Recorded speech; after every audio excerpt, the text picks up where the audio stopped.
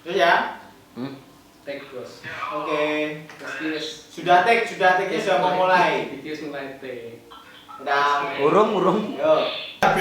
Oke, selamat datang kembali di podcast tentang kita, tentang aku, kamu, dan kita semua. Tepuk tangan. Sangar-sangar. Edan. Openingnya sangar. Openingnya sangar. Tenan, gitu. Biasanya aku berpuisi, orasi, kayaknya beda. Wong VC, kayak openingnya Wong VC. Wong penting biasa. Oke, sekarang kita kedatangan tamu di episode terakhir, episode kelima di season yang pertama. Dan tamunya kali ini jelas tidak biasa-biasa saja, karena ini adalah tamu yang super sibuk. Tamu yang piye ya diomongin? Aneh lah wongnya ini. Aneh banget wongnya. Gak tentu jadwal ini. Nah, ini spesial mumpung dia ada di posko, jadi kita langsung saja mengajak dia untuk take jam setengah 12 malam ya bos ini. Betul Sekali setengah 12 malam. Nih. Ya, kalian nggak tahu kita di sini take sambil ngantuk. Tuh ngantuk. Apa nih? Iki. Oke, kita sambut Mas Prama. Silakan. Terima kasih. Perkenalan dulu ke sobat PBC. Oke, sudah lama aku nggak dolan ke PBC. Kira-kira udah berapa bulan ya? Sudah 3 tahun. Sudah 3 tahun nggak masuk ke PBC. Oke, baik, ini mumpung aku libur dan bisa berkesempatan untuk menengok kalian. Kenapa kamu garu-garu? Mengganggu konsentrasi. Gitu. Oke, perkenalkan nama saya Hidayus Pramanda Effendio. Oke, aja. Akrab dipanggil Prama atau Bose, biasanya teman-teman manggil itu Bose. Apa lagi yang dikenalkan apa tuh? Ya riwayat sekolah dong. Riwayat sekolah Pasti dari itu. dari Dari balita. PAUD. PAUD C, Oke. PAUD. Dari PAUD kebetulan nggak pernah PAUD. Wah, pintar ya. Langsung jenius, saking jeniusnya. Lahir langsung 3 tahun gitu aja. Langsung umur 5 tahun, jadi langsung masuk TK. Kebetulan dulu kebetulan dulu pernah mengenyam pendidikan TK. Nah, itu di TK Santo Bernardus Madiun. Kemudian SMP kembali lagi ke Bernardus. Bernardus. Kemudian SMA, Bernardus lagi. Oh, nggak ada. Nggak ada. Itu SMA-nya. Kamu pernah tahu kan SMA di bawah Yayasan Yohanes Gabriel? Oh. Nah, SMA Santo Bonaventura. Kebetulan nih teman-teman yang ada di sini banyak alumni dari Bona. Kamu jangan ketawa. Kemudian setelah itu saya kuliah karena melihat dulu itu potensi seneng ngomong gitu ya, seneng gosip, gibah gitu. Katanya tetangga itu apa Mas Pramang gosip ibunya sendiri. Dari sopo? Wah, dari sopo wih. Nah, setelah itu maka melihat potensi itu kok kelihatannya ada nih di aku gitu kan. Ya. Akhirnya setelah daftar di Universitas Negeri, syukur puji Tuhan nggak keterima. SBM maupun SNM waktu itu ya, belas nyantol. Setelah itu akhirnya aku memilih di Universitas Katolik Widya Mandala Surabaya, kampus Dinoyo. Oh, Dinoyo. Itu ada di tengah kota Surabaya. Ya, Itu letaknya paling strategis lah. Mau kemana? Ada yang tahu di Surabaya yang terkenal apanya? Boyo. Boyonya. Jadi di sana banyak boyo gitu ya. Oh, Tapi terkenal. yang terkenal itu rujak cingur. Oh, rujak cingur, Kenjeran Pak yang ambruk itu kapan itu. Gitu. Kalau Doli sudah tutup. Oh, Doli sudah tutup. Mungkin yang terakhirnya pernah ke Doli. Pernah. Berapa jam? Ya mungkin dari kos-kosan ke sana 5 menit gitu. Oh, alah. Gitu. Itu perjalanan maksudnya, Ya. perjalanan dari kos ke Doli, bukan yang aneh-aneh ya. Oke. Setelah itu ya udah aku ngambil jurusan komunikasi di Universitas Katolik Widya Mandala itu. Ya puji Tuhan, ini agak serius ngomongnya. Kuliah 3,5 tahun cepet karena ada banyak tugas yang harus aku selesaikan pada waktu itu sehingga menuntutku harus kuliah cepat lah. Soal nanti bagaimana ke depan, nah itu kita saat ini adalah berpikir untuk kritis dulu ke depan mau bagaimana, studi harus beres dulu. Itu sih, setelah lulus ya sudah akhirnya sekarang ya kita pergi ke sana, pergi ke sini gitu. Traveling. Oke Mas Prama dan juga Sobat PBC yang ada di rumah.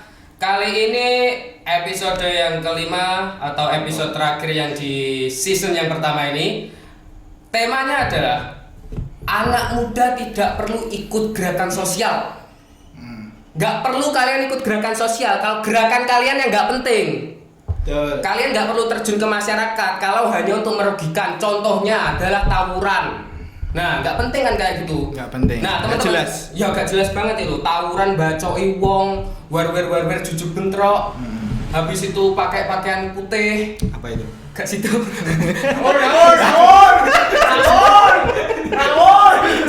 Kan banyak pakaian putih Banyak kan. fans Real Madrid. Itu. Fans Real Madrid. Klub olahraga. Ya, kalau fans Real Madrid bentrok kan merugikan tuh. Nah. Merusak citra sepak bola. Oh, di tengah Monas, aduh. Apa itu? Fans Real Madrid, bos. Oke. Oke, teman-teman. Kali ini kita tidak akan membahas Mas Prama dengan ilmu komunikasinya. Oh no. Tapi Mas Prama ini mempunyai latar belakang organisasi yang cukup baik. Mulai dari SMP, jadi ketua OSIS. Ya. 2 periode. Oh enggak, kalau dulu SMP itu tahun pertama kelas 7 ke kelas 8 jadi wakil ketua OSIS. Baru kita mainkan tuh. Oke. 8 ke 9 ketua OSIS. Ketua OSIS. Nah, mulai di situ kemudian SMA ya karunia rahmat itu ya. Lagi-lagi karena banyak dorongan dari Bapak Ibu guru, kemudian teman-teman, terutama teman-teman ya yang support. Kelas 1 itu mendapatkan amanah untuk menjadi ketua umum OSIS. Wanjay, ketua umum. Ketua umum OSIS. Itu baru tahun pertama tuh. Kemudian dilanjutkan tahun kedua masih diberikan kepercayaan untuk lanjut di ketua umum. Gitu. Nah, kenapa bisa demikian? Lagi-lagi karena banyak yang orang-orang yang mendukung, orang-orang yang mensupport. Karena dari latar belakang itu ya kita bisa kembangkan lah dari latar belakang keorganisasian kita kembangkan menjadi sesuatu yang mahal nilainya, tidak dimiliki oleh semua orang. Oke. Gitu. Nah, teman-teman, Sobat PPC yang ada di rumah, kali ini kita akan membahas tentang anak muda dan gerakan sosial.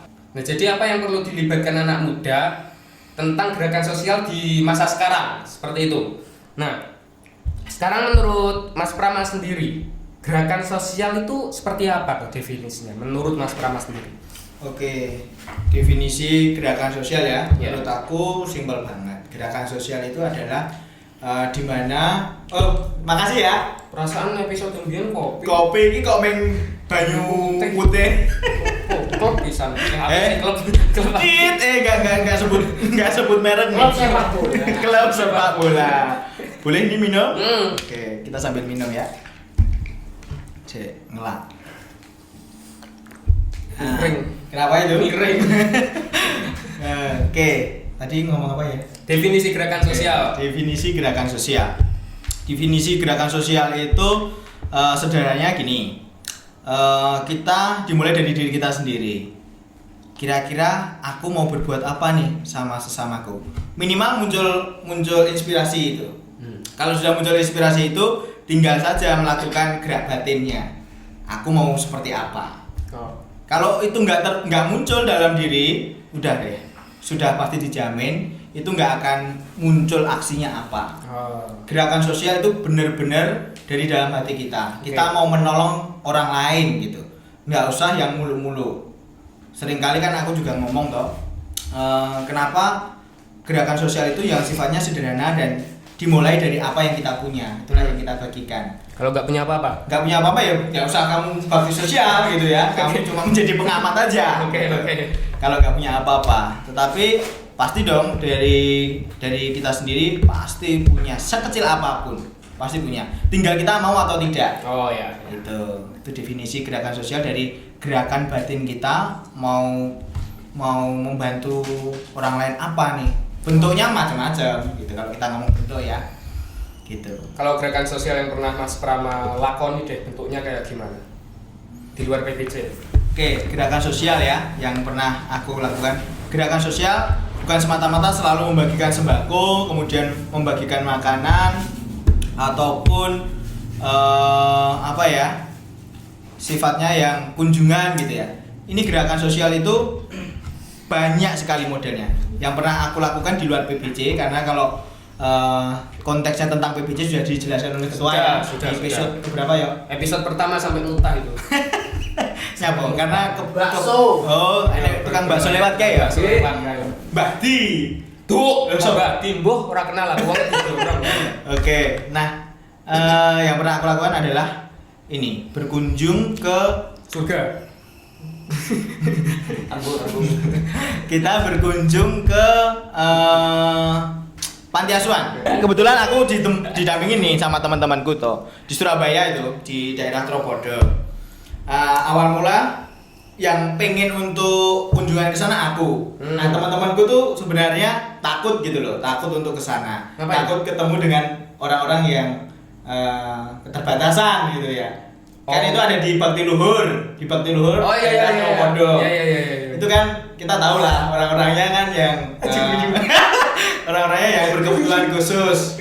Kamu jangan memikirkan sesuatu hal yang menakutkan lah, enggak di sana sangat welcome. Iya, pasti mereka itu sangat welcome kalau orang-orang yang berkebutuhan khusus itu. Sangat welcome, termasuk para pengasuhnya di bawah asuhan para suster Alma gitu. Suster Alma. Suster Alma. Suster Alma ini lah sing koyo seneng adventure ngono gitu. Beda itu. Wong lak sing ditugaskan ke pelosok-pelosok itu kan Suster Alma. Suster Alma itu iya ada beberapa yang tugas misi ke sana, keluar misalnya ke pelosok-pelosok itu. Tapi lebih khusus misinya adalah untuk menerima dan membantu anak-anak yang berkebutuhan khusus. Pusatnya ada di Malang gitu. Lanjut ya. Nah, di sana tuh teman-temanku pada takut tuh dengan orang-orang yang berkebutuhan khusus, karena kita tahu lah orang-orang yang berkebutuhan khusus kan dengan berbagai ekspresi yang ditunjukkan dan itu tidak biasa kami hadapi. Betul. Nah, aku meyakinkan teman-teman untuk tidak apa-apa, bahwa ini ya itu sama seperti kita, cuma dia dari lahir memang sudah seperti itu. Enggak, yang membuat mereka takut itu apa? Apa mereka takut itu balik ke mereka atau ketularan gitu? Enggak, takutnya adalah ya kalau dilukai tiba-tiba dia aktif kan, orang-orang yang berkebutuhan khusus seperti itu toh. Betul. Nah, tetapi di situ kami memberikan edukasi bahwa ke teman-teman ya, terutama ke teman-temanku juga satu jurusan itu, kebetulan PKL juga di sana. Enggak apa-apa, ini anak-anak yang memang seperti itu, kita harus memahami dulu karakternya.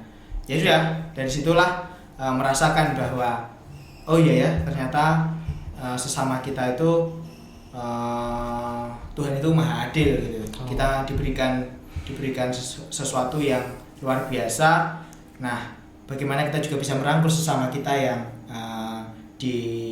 sejak lahir sudah demikian gitu. Nah, maksudnya adalah ya kita menyentuh sampai hati. Ketika kita menyentuh sampai ke hati antar hati connect, itu akan beda gitu loh. Feel-nya akan berbeda. Saling suka, iya. Maksudnya bukan dalam arti pasangan ya, maksudnya dalam arti hati heart to heart gitu loh. Maksudnya heart to heart. Saling koneksi gitu. Dan akhirnya teman-teman akan memahami bahwa gerakan sosial itu semata-mata adalah karena gerakan batin kita yang mau untuk menolong siapapun itu. Jangan pernah kita jijik, jangan pernah kita merasa enggak suka, ya itu sama seperti dengan kita. Cuma memang soal gaya hidup, kemudian cara perlakuan yang berbeda. Itu soal itu ya yang pernah tak lakukan dan cukup ekstrim sih bagiku, karena juga pengalaman pertama ya bertemu dengan mereka. Kenapa wajahmu? Ngantuk aku. Ngantukku apa? Itu sih, maksudnya nggak apa-apa dengan orang yang berkebutuhan khusus pun kita juga akan sampai ke hati gitu, dan mereka juga akan senang ketika diajak nyanyi gitu. Mereka nyanyi setelah gembira. Mereka juga nyanyi gitu. Tepuk tangannya. Bisa ya? Bisa. Dari anak-anak balita sampai dengan lansia juga ikut. Bangku ada 5. Mereka senang sekali gitu. Dari lansia, bayangkan. Itu memang ada dark. Iya. Untuk MC dark. Dan menarik gitu loh. Menarik dalam arti ya sama-sama tertawa pada akhirnya. Tertawa dalam arti kontennya bahagia, senang gitu. Oke. ekspresi kegembiraan. Saya- Tidak mati apa-apa. Saya tertular energi bahagianya. Itu ya cerita waktu pertama kali gerakan sosial langsung menyentuh orang-orang yang berkebutuhan khusus gitu ya. Oke. Dan untuk gerakan sosial itu sendiri secara luas, siapa saja sih yang harus terlibat? Apakah ada batasan umur atau harus ada yang harus berpengalaman gitu? Oke, Siapa saja? kalau kita ngomong soal kategori umur ya atau usia, itu siapa saja boleh, tidak ada batasan. Balita? Ya tentu yang sudah ini dong, tentu yang sudah paham lah, minimal ya, yang sudah bisa memiliki pola pikir yang cukup baik lah katakanlah. Itu minimal kan anak-anak SD gitu ya, anak-anak SD di atas kelas 3 lah mungkin. Nah karena dulu di SD Santa Maria itu setiap kali Natal itu pasti berbagi. Oh. Ada Ya, ya. ajakan untuk berbagi. Kamu sekolahnya di negeri atau swasta? Negeri, aku SD, SMP negeri, SD Kajang, SMP Balirjo. Nah, SMA-nya? SMA Buna. SMA Buna. Kita satu alma mater ya. Betul. Kuliah juga di Widya Mandala. Widya Mandala. Oke, sekarang semester Semester 1 ini ya. masih PPK ya? Masih PPK. Masih PPK. Masih maba nih, Ya. teman-teman. Ya positif bahas kuinya, positif. Oke, kita lanjut. Kalau ngomong usia ya, Ya. usia ya minimal anak-anak SD lah yang mereka sudah sedikit paham gitu tentang konsep berbagi, minimal berbagi. Oke. Misalnya ada temen nih, dia nggak bisa beli jajan gitu, Tahu nggak punya pensil? nggak punya pensil deh. Ya. Dia mau meminjam itu sudah merupakan bentuk kepedulian gitu loh, kepedulian karena dia sudah bisa mikir, oh temanku nggak punya ini nih, aku bisa bantu apa? Kalau tadi ngomong pensil, ya udah, aku punya pensil lebih dari satu, ini aku pinjamkan satu ke kamu. Nah itu sesederhana itu loh. Ketika kita mau berbagi itu, mulai dari SD lah, aku nilai dari SD. Kemudian sampai dengan batas usia yang tidak ditentukan. Ya. Sampai lansia pun kalau dia masih ada antusiasme, ada kemauan, ya silahkan gitu loh. Karena konsep berbagi itu sangat indah gitu kepada siapapun orangnya yang disasar atau dituju. Sesederhana itu sih sebenarnya tentang konsep berbagi. Jadi siapapun bisa melakukan gerakan sosial karena gerakan sosial tidak harus banyak ya. Tidak harus banyak. Bisa dimulai dari diri kita sendiri saja, itu sendirian kita bisa. Betul kan bos? Betul. Nah, tetapi gini, yang perlu aku tekankan di sini adalah konsep berbagi, terutama di kalangan muda, anak muda. Range usianya ya, ini lebih spesifik ya. Spesifik lagi, range usia katakanlah dari SMA sampai dengan ya umurnya nggak ditentukan lah, sampai senior itu katakanlah 60 itu sudah maksimal lah ya gitu, dari usia SMA sampai dengan 60 kurang lebih seperti itu. Yang mau lebih dispesifikkan lagi adalah anak-anak milenial gitu. Terutama kita baru saja menghadapi pandemi COVID-19 tahun 2019 lah. Itu awal mula di mana anak muda harus memiliki paradigma yang berubah. Artinya tidak hanya main gadget saja, mengandalkan gadget di rumah, main game online gitu ya.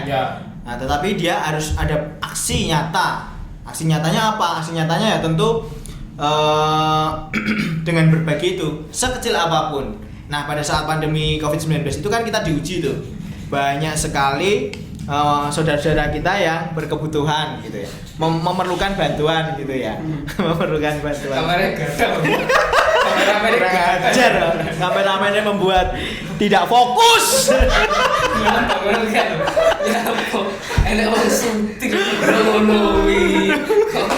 Memecah belah konsentrasi, Bung. Nanti kayak anak-anak muda sekarang itu perannya sangat besar. Kalau nggak anak-anak muda terus siapa gitu? Kalau nggak dari kita siapa lagi? Betul. Kalau dari muda saja sudah nggak produktif, bagaimana tuanya gitu loh? Konsepnya seperti itu. Mulai dari sekarang anak-anak muda itu dihadapkan nyata dengan masyarakat. Karena kalau nggak belajar dari sekarang, besok besarnya mau jadi apa? Kan ada istilah gitu. Kalau nggak belajar sekarang, gede arep dadi opo ngono kan?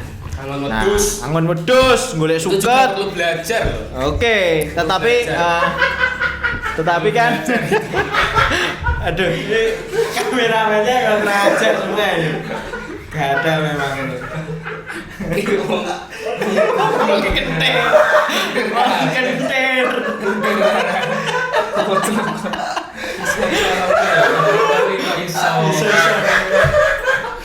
Serius ini. Ngobrol serius asal Serius. bokep. Nyapa. Aneh. Istighfar. Ya lanjut, Mas. Maka anak-anak muda itu menjadi tonggak gitu loh. Tonggak sebagai generasi tua besok supaya dia sudah belajar hidup lah minimal tentang berbagi gitu. Oke sih. Oke, Bos Pram. Nah, Sudah berapa menit ini kita? makanya memang rada cepet jawab. Setengah jam mikir saya. Banget ya. Oke, lanjut. Nah, Bos, kenapa toh anak muda itu harus terlibat dalam gerakan sosial? Itu kenapa? Karena anak muda kan kalau kita ngomong secara ekonomi itu kan belum cukup banyak Apanya? ekonominya untuk Finansial. Ya, finansialnya. Kenapa mereka harus terlibat dalam gerakan sosial? Nah, kalau anak muda kan pasti juga ada kesibukan yang lain, ada sekolah juga, ada yang kuliah seperti itu. Oke. Ini saya jawab. Hah? Jawab enggak? Mulai. Oke. Duh, nggak konsentrasi.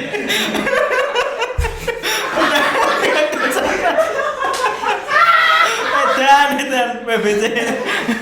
Ya makanya join PBC supaya kita bergila bersama. Berbagi tawa. Berbagi tawa, canda bersama. Oke, anak-anak muda sekarang ya, aku teruskan ya. Anak-anak muda sekarang di samping dia banyak tugas dan kegiatan ya. Ya. Maka yang bergabung di PBC itu kebetulan kan anak-anaknya aktivis semua nih. Oke. Baik di sekolah kan beberapa ada yang SMA, Ya. ada yang kuliah. Nah, rata-rata kan masih ada semester 5 baru mau masuk kuliah kayak kamu Ya. gitu Udah kan. masuk. Sudah masuk. Udah. Didelok kameranya aja. Malah dulu ngono iki. Aneh tenan. Oke. Ya lanjut. Nah, setelah itu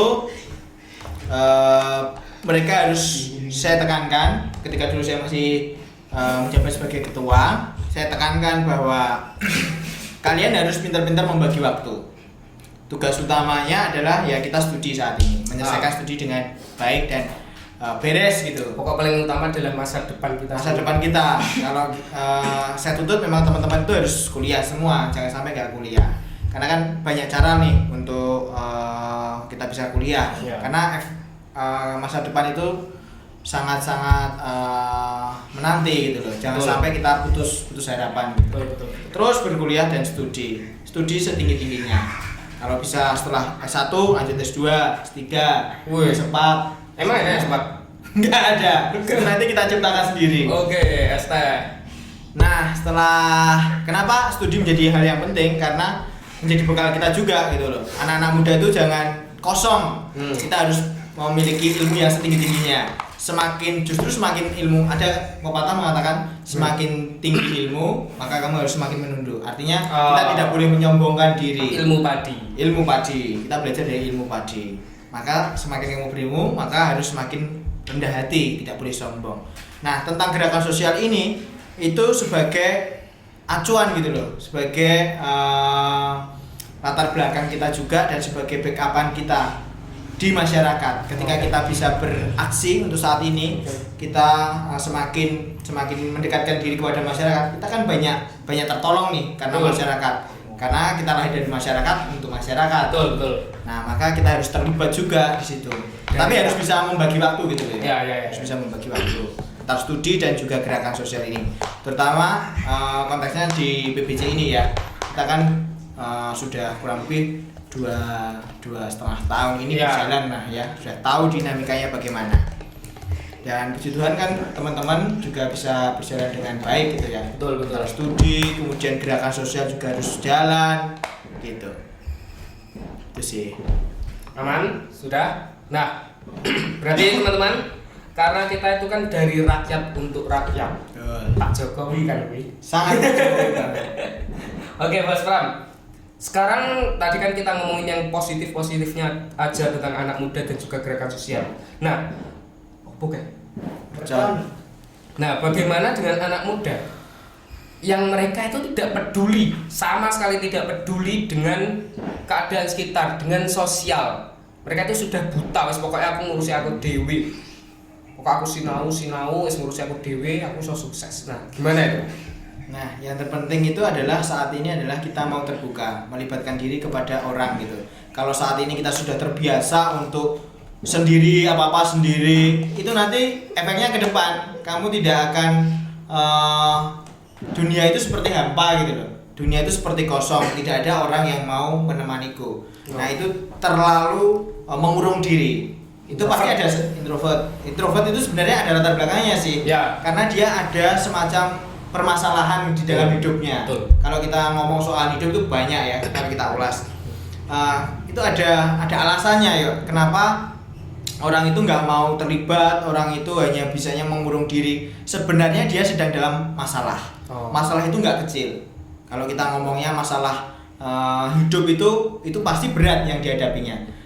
Mungkin ada kecenderungan trauma bertemu dengan orang, kemudian ada kecenderungan dia nggak suka bergaul. Itu ada latar belakangnya kenapa dia bisa seperti itu. Nggak semata-mata karena dia udahlah aku nggak mau, karena ada permasalahan yang terjadi. Maka sebisa mungkin orang-orang yang seperti itu atau teman-temanmu atau teman-teman yang menyaksikan podcast ini, ketika ada teman-teman yang hanya mengurung diri, kemudian di rumah saja studi, melakukan kegiatan yang sifatnya formal aja, coba mulai diajak nih kegiatan, keluar, mungkin diajak ngopi bareng, kemudian diajak untuk pergi kemana, dolan bareng gitu, supaya mereka merasakan minimal dia itu tersentuh gitu loh, hatinya tersentuh.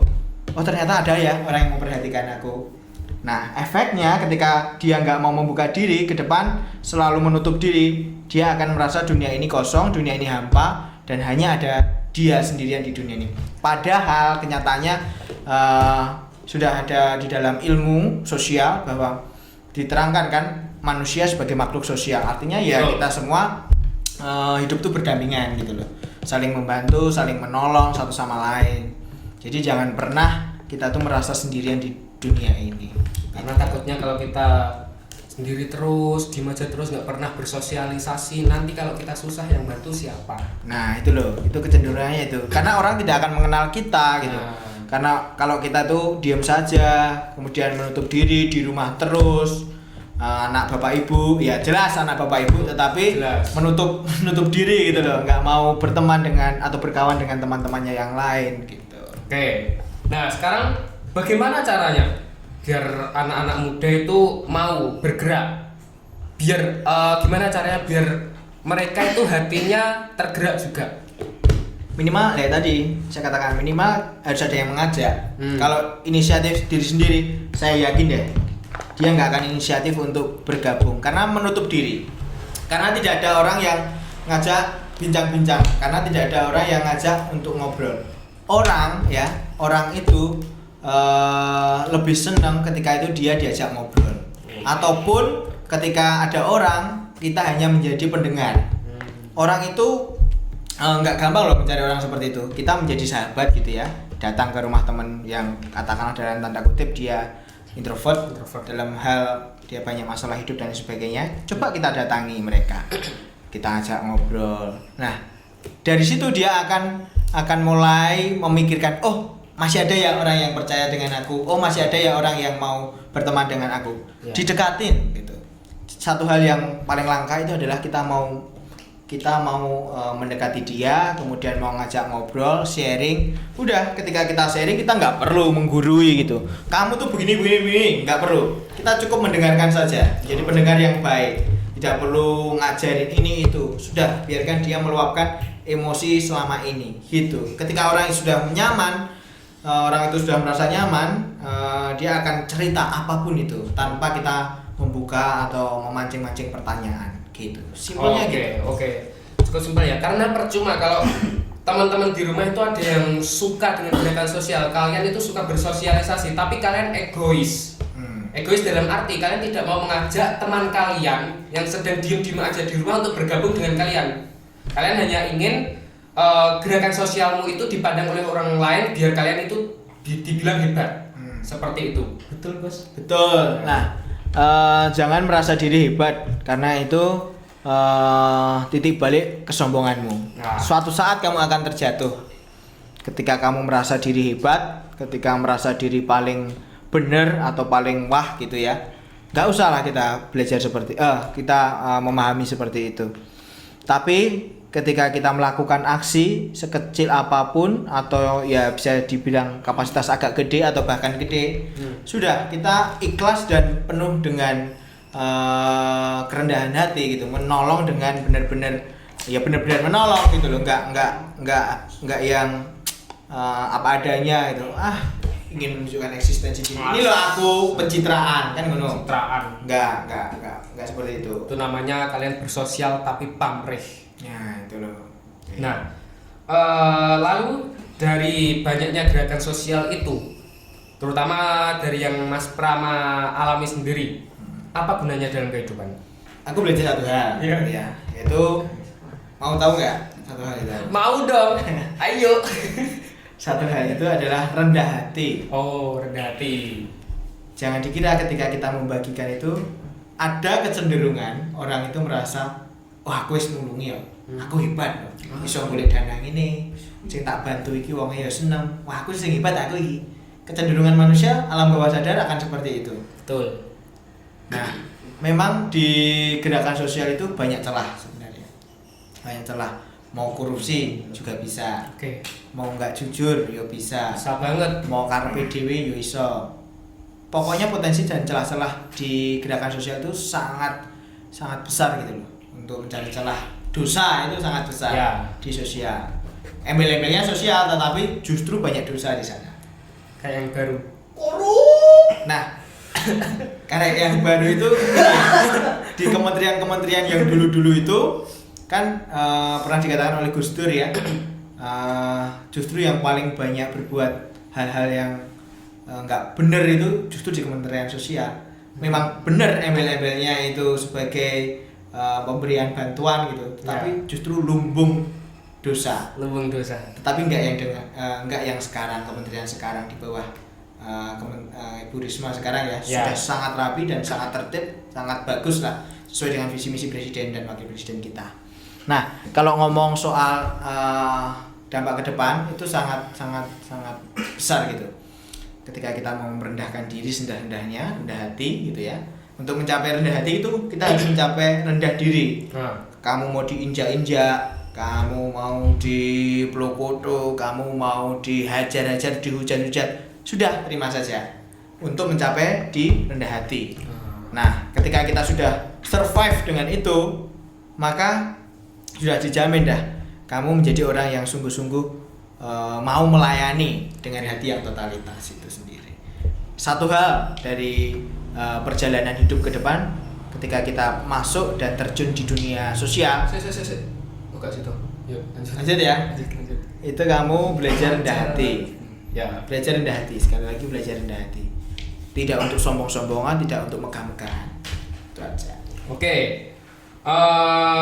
Sekarang Mas Prama, pertanyaan yang terakhir ini. Pesan untuk anak-anak muda di rumah. Pesan untuk anak-anak muda yang di rumah, maksudnya ini yang Yo sing delok iki lho. oh yang lihat ini ya. Yo. Hei kamu anak-anak muda, anak-anak milenial atau bahkan sampai Gen Z, generasi Z saat ini, dunia menantimu gitu nak dan teman-teman semua. Pulanglah ke rumah, ke posko untuk lihat bahwa saudara-saudara kita masih banyak yang kekurangan. Nah, bagaimana kita bisa melihat mereka itu kekurangan? Ya kita melibatkan diri dengan gerakan-gerakan, entah yang kamu buat sendiri bisa, atau kamu bersama dengan teman-temanmu bisa untuk membuat sebuah gerakan. Tidak harus masuk organisasi ya. Ya betul. Tidak harus itu sebagai apa ya, sebagai payungnya saja, sebagai wadah tempat. Kalau kamu benar-benar mau konsentrasi di gerakan sosial ya masuk organisasi. Tapi kalau niat dari diri sendiri ya silahkan kamu bisa beraksi kemanusiaan apapun itu, apa yang kamu miliki kemudian kamu bagikan kepada saudara-saudaramu. Ketika bahagia itu akan tercapai ketika mereka bisa tersenyum, melihat bahwa kita membawa sesuatu untuk mereka. Bahkan sesuatu itu tidak bernilai sekalipun, tetapi dia bisa tersenyum, itu sesuatu hal yang jarang kita jumpai saat ini. Dan bahkan untuk saat ini survei yang pernah kami lakukan juga, masih banyak saudara-saudara kita yang memerlukan bantuan kita. Jadi anak muda, yuk sekarang jangan kamu tidur, tetapi yuk bangkit untuk menolong sesama kita. Dan jangan lupa tetap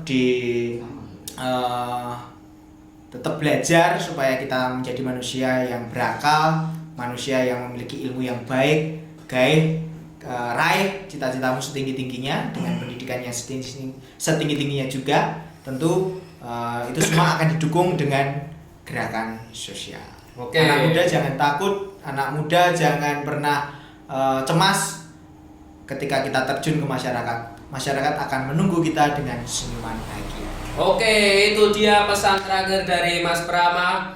Anak muda harus bergerak, tapi dalam hal yang positif tentunya, bukan yang pesan saya yang di awal tadi. Oke, mungkin itu saja episode kelima, atau bisa kita bilang episode yang terakhir di season yang pertama ini dengan bintang tamu Mas Prama. Terima kasih Mas Prama. Makasih banyak. Oke, sebelum itu di podcast BBC. Sebelum itu kata-kata hari ini.